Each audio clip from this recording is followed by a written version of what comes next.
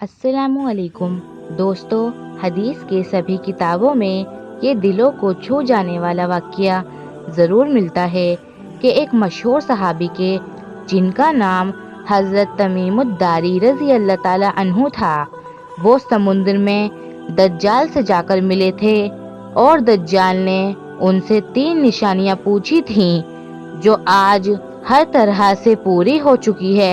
हदीस में आता है कि मशहूर सहाबी हजरत तमीमुद्दारी रज़ी अल्लाह ताला अन्हु अपने इलाके से 30 आदमियों के साथ एक नाव पर सवार होकर मदीना शरीफ की तरफ निकले ताकि हुजूर सल्लल्लाहु अलैहि वसल्लम के हाथों पर इस्लाम कबूल कर सकें।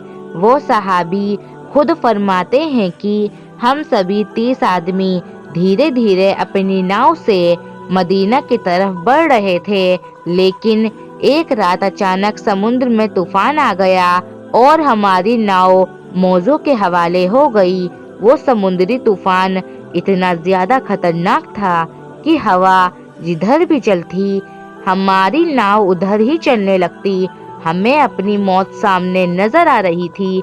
समुद्र के हर थपेड़ जब भी हमारी नाव से आकर टकराती तो हमें ये खौफ रहता कि हमारी नाव अब उलटकर तबाह होगी या तब जीने की कोई उम्मीद नहीं बची थी।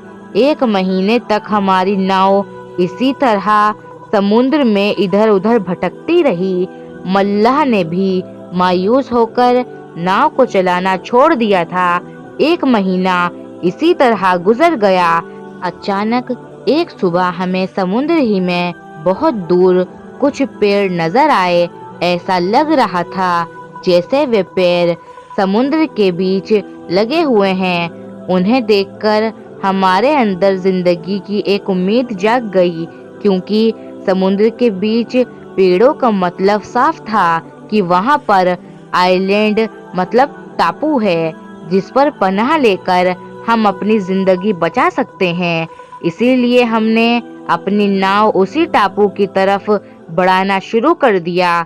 कई घंटों की मेहनत के बाद हमारी नाव उस टापू से जा लगी।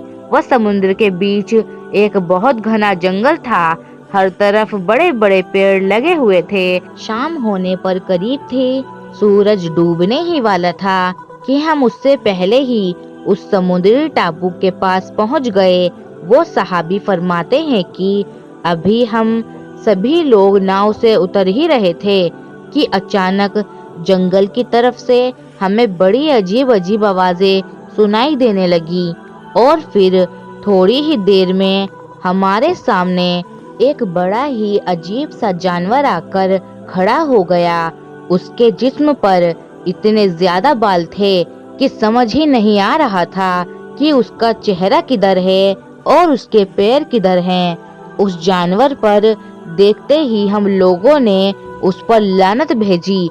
हम सभी सहम कर एक दूसरे के पास खड़े हो गए, क्योंकि पहले ही हम समुद्री मौजों का शिकार बन चुके थे और अब इस जंगल में हमारे सामने एक नई मुसीबत खड़ी थी।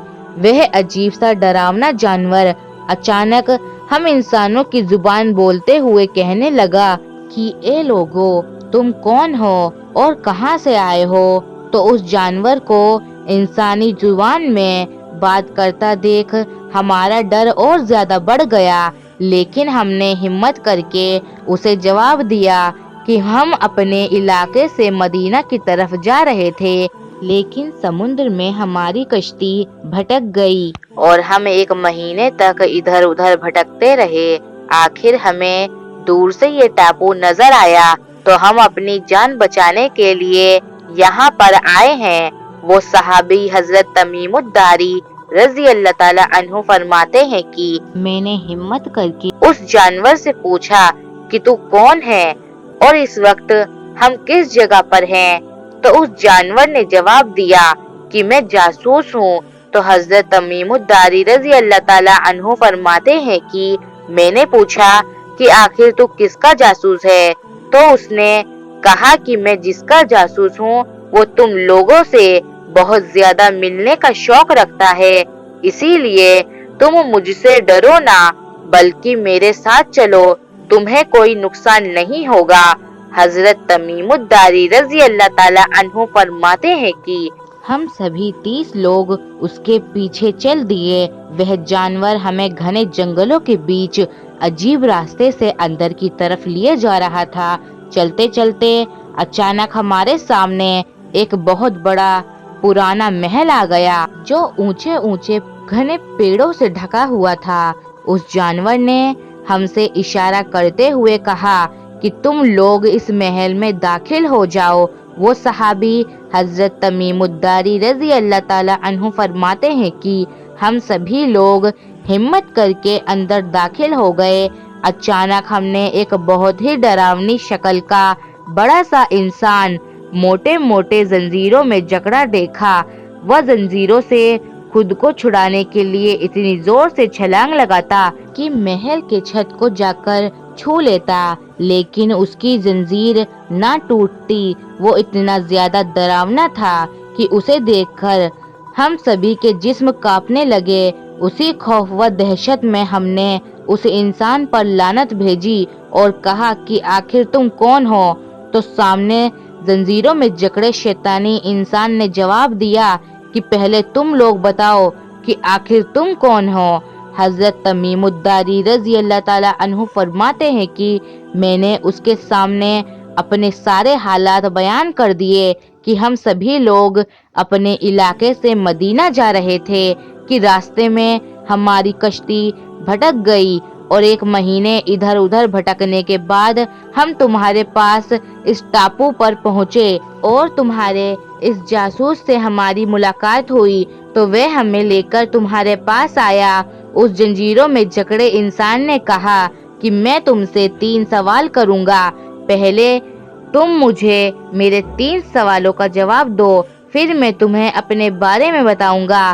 حضرت تمیم الداری رضی اللہ تعالیٰ عنہ نے جواب دیا کہ ٹھیک ہے، پوچھو تم کیا پوچھنا چاہتے ہو؟ تو اس انسان نے کہا کہ بتاؤ آخر بیسان کے پیڑوں پر پھل آتے ہیں یا نہیں؟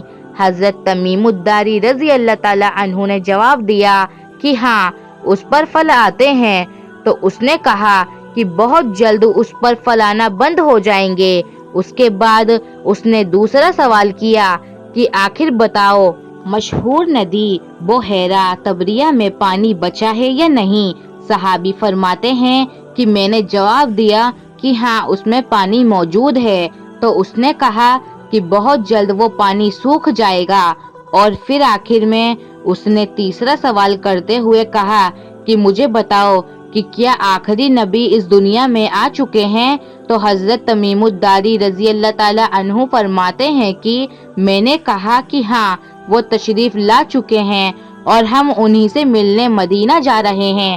وہ صحابی حضرت تمیم الداری رضی اللہ تعالیٰ عنہ فرماتے ہیں کہ جیسے ہی میں نے اسے یہ بات بتائی کہ آخری نبی آ چکے ہیں تو وہ اتنا زیادہ خوش ہوا کہ اچھل کر چھت کو جا لگا، اور پھر اس نے بہت ڈراؤنی طرح ہنستے ہوئے کہا کہ اب بہت جلد ہی میں باہر نکلنے والا ہوں۔ اور پھر اس ڈراونے انسان نے اپنے بارے میں بتایا اور کہا کہ میں دجال ہوں اور بہت ہی جلد مجھے آزاد کیا جائے گا اور ساری دنیا پر میرا راج ہوگا۔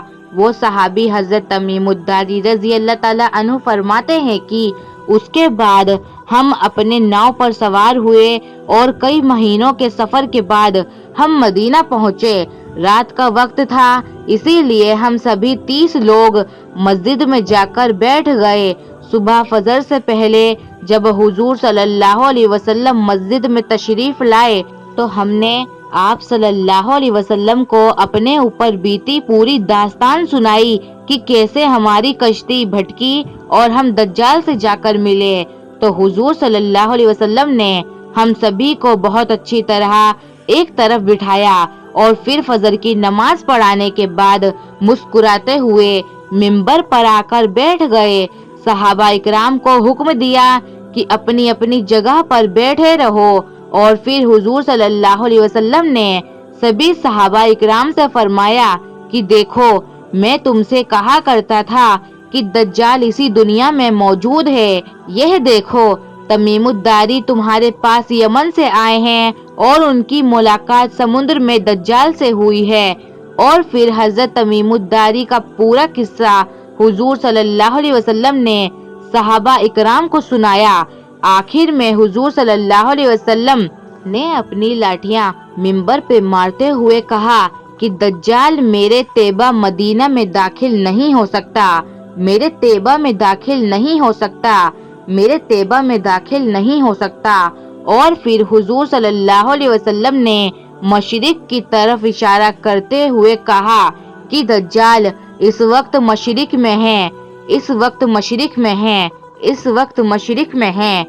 دوستو، دجال کے بارے میں حضور صلی اللہ علیہ وسلم نے سب سے زیادہ اپنے صحابہ اکرام کو ڈرایا اور اس کی ایک ایک چیز بیان کر دی کہ آخر اس کی آنکھیں کیسی ہوں گی، اس کا چہرہ کیسا ہوگا، وہ لوگوں کو کیسے گمراہ کرے گا اور زمین پر کتنے دنوں تک رہے گا، کون سے لوگ اس کے فتنے سے بچ پائیں گے اور کون کون اس کے فتنے کے شکار ہو جائیں گے۔ حضور صلی اللہ علیہ وسلم نے فرمایا کہ دجال ایک جوان آدمی ہوگا، وہ ایک آنکھ سے کانا ہوگا اور دوسری آنکھ بھی اس کی کچھ خراب ہوگی، اس کی دونوں آنکھوں کے بیچ کافارہ مطلب کافر لکھا ہوگا، کوئی چاہے پڑھنا جانتا ہو یا نہ جانتا ہو وہ بھی پڑھ لے گا۔ دجال کا سینہ چوڑا اور تھوڑا سا اندر کی طرف ڈھسا ہوگا، اس کے بال گھنگریالے ہوں گے۔ ایک حدیث میں آتا ہے کہ دجال کے نکلنے سے پہلے ساری دنیا میں بھوک مری عام ہو جائے گی، نہ آسمان سے بارش ہوگی اور نہ ہی زمین سے ایک دانہ اگے گا۔ دجال اپنے ساتھ کھانے پینے کی نہریں لے کر چلے گا، اس کے پاس جنت و جہنم بھی ہوں گی۔ جو اس کو خدا مان لے گا تو وہ اس کے لیے کھانا پانی سب کچھ بھر دے گا، اور جو اس کا انکار کرے گا تو دجال اسے بھوک و پیاس میں تڑپتا چھوڑ دے گا۔ حضور صلی اللہ علیہ وسلم نے فرمایا کہ دجال اصفہان سے نکلے گا، اور دوستو اصفہان اس وقت اسرائیل میں موجود ہی ایک جگہ ہے کہ جسے حضور صلی اللہ علیہ وسلم کے زمانے میں اصفہان کہا جاتا تھا۔ دجال زمین پر 40 دنوں تک رہے گا۔ جب وہ آئے گا تو ایک دن ایک سال کے برابر ہوگا، دوسرا دن ایک مہینے کے برابر ہوگا، تیسرا دن ایک ہفتے کے برابر ہوگا، اور پھر باقی دن عام دنوں کی طرح ہوں گے۔ دجال ہوا میں بجلی کی طرح اڑے گا اور دنیا کے کونوں کونوں تک جائے گا۔ حضور صلی اللہ علیہ وسلم نے فرمایا کہ جس وقت دجال آئے تو تم اس کے پاس نہ جانا، بلکہ اس کا نام سن کر جنگلوں اور پہاڑوں کی طرف بھاگ جانا، ورنہ تم اپنے ایمان کا سودا کر بیٹھو گے۔ حضور صلی اللہ علیہ وسلم نے فرمایا کہ دجال ساری دنیا پر راج کرے گا، لیکن مکہ و مدینہ میں داخل نہیں ہو سکتا۔ وہ مدینہ کے باہر آ کر جس وقت کھڑا ہوگا تو مدینہ میں 3 زلزلوں کے جھٹکے آئیں گے کہ جس کی بدولت جتنے بھی منافق و کافر مدینہ میں چھپے ہوں گے وہ سبھی ڈر کر مدینہ سے باہر نکل جائیں گے اور دجال کے لشکر میں شامل ہو جائیں گے۔ کچھ روایتوں سے معلوم ہوتا ہے کہ دجال بیت المقدس میں بھی داخل نہیں ہو سکتا۔ حدیث میں آتا ہے کہ دجال کے ساتھ روٹی و کھانے کے پہاڑ ہوں گے، جنت و جہنم بھی اپنے ساتھ لے کر چلے گا، لیکن حقیقت میں جسے وہ جنت کہہ رہا ہوگا وہ اندر سے جہنم ہوگی، اور جسے وہ جہنم کہہ رہا ہوگا وہ اندر سے جنت ہوگی۔ اب جو بھی نیک بندہ دجال کا انکار کرتا ہے تو اسے وہ اٹھا کر اپنی جہنم میں ڈال دے گا۔ لوگوں کی نظر میں تو وہ انسان جہنم میں پڑا نظر آئے گا، لیکن حقیقت میں وہ جنت کے مزے لے رہا ہوگا۔ حضور صلی اللہ علیہ وسلم نے فرمایا دجال کا ساتھ دینے والے یہودی لوگ ہوں گے، اور یہودیوں کے پیچھے دوسری قومیں بھی دجال کو اپنا خدا مانتی چلی جائیں گی۔ اسی لیے دوستو آج ہم دیکھ سکتے ہیں کہ یہودی دن رات اسی کوشش میں ہیں کہ کسی طرح غزہ کو ختم کر کے مسجد اقصی کو گرا دیا جائے اور وہاں اپنا ہیکل سلیمانی بنا کر اپنا مسیح دجال کو نکالنے کی تیاری کی جائے، کیونکہ ان کا ماننا ہے کہ جس دن بھی ہمارا ہیکل سلیمانی بن کر تیار ہو جائے گا تو اسی دن ہمارا اصلی خدا دجال آ جائے گا اور پھر ہم سب اس کے ساتھ مل کر ساری دنیا پر حکومت کریں گے۔